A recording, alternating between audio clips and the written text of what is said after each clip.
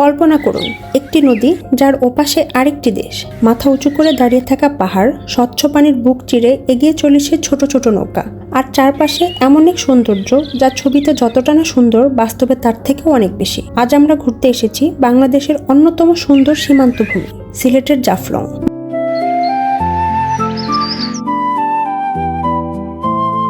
বাংলাদেশের উত্তর পূর্বে সিলেট জেলার গোয়াইনঘাট উপজেলায় অবস্থিত জাফলং। সিলেট শহর থেকে ৬০ কিলোমিটার দূরের এই জায়গাটি বহু বছর ধরেই প্রকৃতিপ্রেমীদের কাছে অন্যতম প্রিয় গন্তব্য। জাফলংকে আলাদা করে তুলেছে তিনটি জিনিস: বিশাল পাহাড়, স্বচ্ছ পিয়াইন নদী আর বাংলাদেশ ভারত সীমান্ত। আমাদের সামনে যে স্বচ্ছ নদীটি বয়ে যাচ্ছে সেটি হচ্ছে পিয়াইন নদী। এ পানির প্রধান উৎস ভারতের মেঘালয়ের পাহাড়ি ঝর্ণা ও জলধারা। বর্ষাকালে পাহাড়ি ঢলে নদীটি আরো প্রাণবন্ত হয়ে ওঠে। আমি এসেছি বর্ষার শুরুতে। পাহাড়ি ঢলে পানি কিছুটা ঘোলাটে। এই বর্ষার জন্য সম্পূর্ণ পাহাড় অনেক বেশি সবুজ, আর এখানে ছোট বড় অসংখ্য নৌকা মিলে জাফলংকে করে তোলে অনেক বেশি জীবন্ত। হয়তো এ কারণেই বর্ষাকালকে জাফলং ভ্রমণের সবথেকে সুন্দর সময় বলা হয়। আমি এখন দাঁড়িয়ে আছি জাফলং 0 পয়েন্টে। এখান থেকে চোখের সামনে দেখা যাচ্ছে ভারতের মেঘালয় রাজ্যের পাহাড়, আর ঠিক পাশেই রয়েছে ডাউকি স্থলবন্দর। প্রতিদিন এই পথ দিয়ে দুই দেশের মধ্যে অসংখ্য পণ্যবাহী ট্রাক যাতায়াত করে। একদিকে সীমান্তের ব্যস্ততা, অন্যদিকে পাহাড় আর নদীর শান্ত সৌন্দর্য। এই দুই বিপরীত দৃশ্য জাফলংকে করেছে একেবারে অনন্য। 0 পয়েন্ট থেকে নদীর ঘাটে যেতে কয়েক মিনিটের মতো সিঁড়ি বেয়ে নিচে নামতে হয়। পুরো পথ জুড়ে রয়েছে ছোট ছোট স্থানীয় দোকান। নামার সময় অনেকে আপনাকে নৌকা ভাড়ার জন্য ডাকবে। সাধারণত তারা 500 থেকে 1000 টাকার বিভিন্ন প্যাকেজ অফার করে। তবে আমার পরামর্শ থাকবে তাড়াহুড়ো না করে আগে ঘাটে নেমে যান। সেখানে গিয়ে বিভিন্ন নৌকার ভাড়া জেনে সিদ্ধান্ত নিলে অনেক সময় কম খরচে ঘোরা যায়। আমিও ঠিক সেটাই করেছি। ঘাটে গিয়ে শেয়ারিং বোটের টিকিট করে নিয়েছি, মাত্র 100 টাকায় আপ ডাউন। আমার কাছে এটা বেশ ভালো মনে হয়েছে। নৌকা আমাকে মায়াবী ঝর্ণার ঘাটে নামিয়ে দিল। আপনি যতক্ষণ ইচ্ছা ঘুরে আবার টিকিট দেখিয়ে অন্য যে কোনো ফেরত আসা নৌকায় উঠে ফিরে আসতে পারবেন। ব্যবস্থাটা খুব সুন্দর, সহজ এবং পর্যটক বান্ধব। ঘাটে কয়েকজন ছোট ছোট বাচ্চার সাথে আমার পরিচয় হয়ে গেল। আমরা বসেছিলাম নৌকার ছাউনির উপর। সেখান থেকে পুরো পিয়াইন নদী, চারপাশের পাহাড় আর বাতাস সবকিছু যেন আরো কাছ থেকে অনুভব করা যাচ্ছিল। আর প্রতিটি নৌকায় উঠছিল বাংলাদেশের লাল সবুজ পতাকা। সেই মুহূর্তটা সত্যিই অন্যরকম এক অনুভূতি ছিল। মাত্র 4 থেকে 5 মিনিটের নৌকা ভ্রমণে পৌঁছে গিয়েছিলাম মায়াবী ঝর্ণা।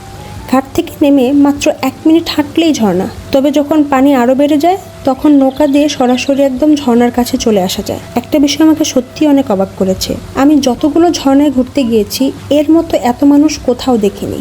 সম্ভবত ট্রেকিং ছাড়া খুব সহজে এখানে পৌঁছানো যায় বলে ছোট বড় সব বয়সের মানুষই এখানে চলে আসতে পারে। ভিড় ছিল অনেক, তবুও পাহাড় বেয়ে নেমে আসা পানির গর্জন আর চারপাশের সবুজ পরিবেশ জায়গাটাকে অসাধারণ সুন্দর করে তুলেছে। কিন্তু আমার জন্য জাফলংয়ের সব থেকে সুন্দর মুহূর্ত তখন ছিল বাকি। মায়াবী ঝর্ণার ভিড় থেকে বের হয়ে আমি হাঁটতে হাঁটতে চলে এলাম পাহাড়ের সব থেকে ছোট এক ঝিরির ধারে। এখানে কোনো কোলাহল নেই, কোনো তাড়াহুড়ো নেই। শুধু ছোট বড় অসংখ্য পাথরের মাছ দিয়ে বয়ে চলেছে স্বচ্ছ বরফ শীতল পানি। আমি অনেকক্ষণ পা ভিজিয়ে বসেছিলাম। সত্যি বলতে পুরো জাফলং ভ্রমণের সব থেকে শান্তি পেয়েছি আমি এই জায়গাটিতে। রোদের তাপ, অনেকক্ষণ হাঁটার ক্লান্তি সবকিছু যেন ধীরে ধীরে মিলিয়ে যাচ্ছিল সেই ঠান্ডা পানির স্পর্শে। সামনেই মাথা উঁচু করে দাঁড়িয়ে থাকা ভারতের মেঘালয়ের পাহাড়, আর চারপাশে শুধু প্রকৃতির শব্দ। সেই মুহূর্তে মনে হচ্ছিল কখনো কখনো ভ্রমণের সব থেকে সুন্দর অংশ কোনো বিখ্যাত স্পট নয়, বরং এমন কিছু নিরিবিলি মুহূর্ত যেগুলো আমরা নিজের জন্য খুঁজে পাই। জাফলং শুধু তার সৌন্দর্যের জন্যই পরিচিত নয়, অনেক বছর ধরে এই অঞ্চল পাথর সংগ্রহের জন্য বিখ্যাত। পাহাড়ি ঢলের সাথে ভারতের মেঘালয় থেকে নেমে আসা পাথর একসময় পিয়াইন নদীর তীরে জমা হতো। যদিও বর্তমানে পরিবেশ রক্ষার স্বার্থে পাথর উত্তোলনের উপর নানা নিয়ন্ত্রণ ও বিধিনিষেধ রয়েছে, তবুও সেই ইতিহাস আজও জাফলং এর পরিচয়ের অংশ। আজকের জাফলং আমাদের মনে করিয়ে দেয় প্রকৃতি যতটা সুন্দর তাকে রক্ষা করা ঠিক ততটাই গুরুত্বপূর্ণ। আপনি যদি জাফলং ভ্রমণের পরিকল্পনা করেন তাহলে বর্ষাকালকে প্রাধান্য দিন। তখন নদীতে পানি বেশি থাকে, পাহাড় থাকে সবুজে মোড়ানো, আর পুরো পরিবেশটা হয়ে ওঠে অনেক বেশি জীবন্ত। আর সব থেকে গুরুত্বপূর্ণ বিষয়, দয়া করে প্রকৃতিকে সুন্দর রাখুন। প্রকৃতি আমাদেরকে সুন্দর রাখছে, আমাদের মনকে সুন্দর রাখছে। ভ্রমণ শেষ হয়ে যায়, কিন্তু কিছু অনুভূতি থেকে যায় অনেক দিন।